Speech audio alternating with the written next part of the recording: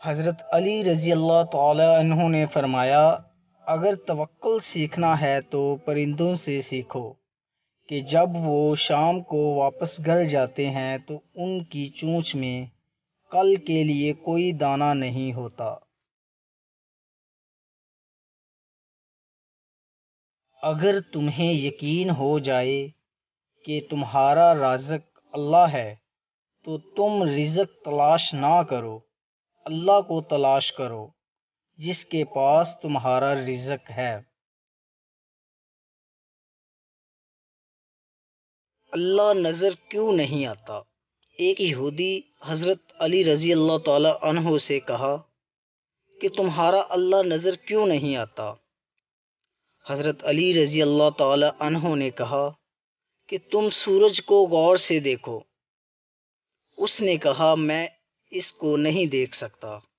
حضرت علی رضی اللہ تعالی عنہ نے فرمایا کہ تم سورج کو دیکھ نہیں سکتے تو سورج بنانے والے کو کیسے دیکھ سکتے ہو؟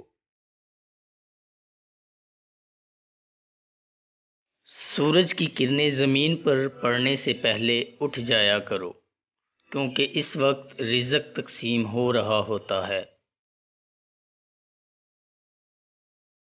میری جان کی قسم، ایسے فتنے اٹھ کھڑے ہوں گے جن کی آگ میں مومن ہلاک ہوں گے اور غیر مسلم ان سے بچے رہیں گے۔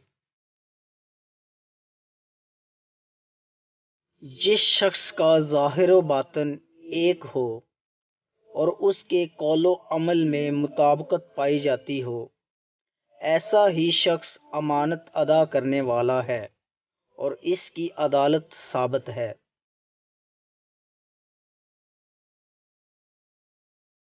محبت اور دوستی کے بارے میں اپنے دلوں سے سوال کرو، کیونکہ یہ ایسے گواہ ہیں جو رشوت قبول نہیں کرتے۔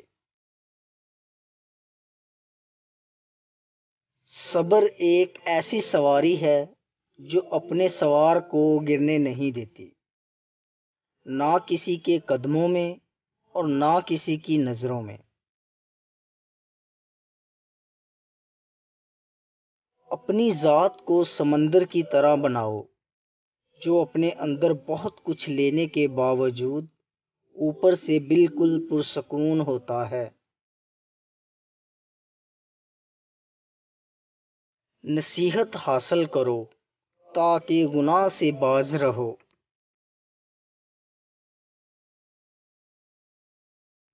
جاہل کے سامنے عقل کی بات مت کرو، پہلے وہ بحث کرے گا پھر اپنی ہار دیکھ کر دشمن ہو جائے گا۔